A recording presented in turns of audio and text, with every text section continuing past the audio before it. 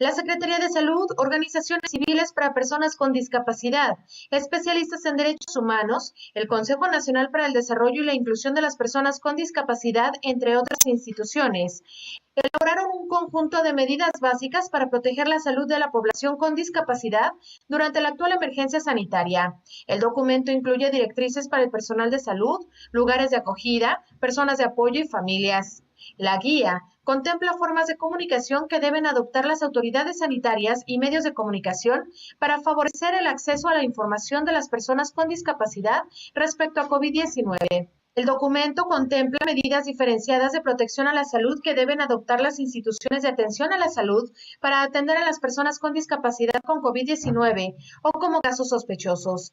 En el documento se especifican medidas particulares para los distintos tipos de discapacidad: motriz, auditiva, visual, psicosocial, intelectual y discapacidad múltiple, informó Rocío López Fonseca.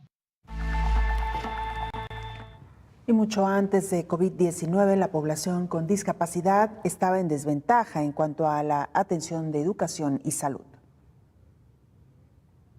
A los que menos les conviene regresar a la normalidad es a las personas con algún tipo de impedimento físico, porque sufrían por recibir atención inadecuada de las instituciones y a veces de la propia familia. La pandemia de COVID-19 intensificó las desigualdades para los 1.000 millones de personas con discapacidad a nivel mundial, advirtió el secretario general de la Organización de las Naciones Unidas, Antonio Guterres. Antes de la COVID-19 tenían menos posibilidades de acceso a la educación, atención médica, oportunidades de ingresos y participar en sus comunidades. También tenían más probabilidad de vivir en la pobreza, sufrir mayores tasas de violencia, negligencia y abuso.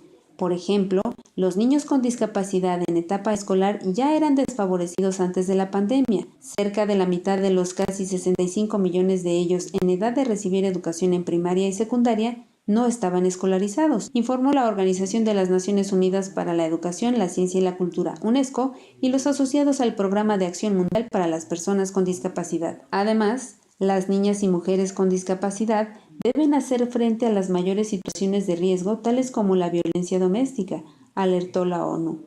Por otra parte, la UNICEF expuso que se estima que más de 46% de la población mundial de personas mayores de 60 años tienen alguna discapacidad. Human Rights Watch entrevistó a 140 personas, incluidos 38 adultos con discapacidad en 4 estados en México. Entre ellas había personas con discapacidad física, personas sordas o ciegas y personas con discapacidades de desarrollo como el autismo. Las personas consultadas se quejaron de abusos físicos, sexuales y emocionales, desatención y confinamiento en habitaciones o camas. Algunas personas adultas que viven con sus padres han sufrido abusos desde la infancia, alertó la organización no gubernamental. En tanto, la comunidad sorda en México tuvo que presentar un amparo para obtener información de la pandemia en lengua de señas mexicana. Por ello, la Secretaría de Salud incluye un intérprete en los mensajes sobre la COVID-19, informó Elizabeth Ortiz.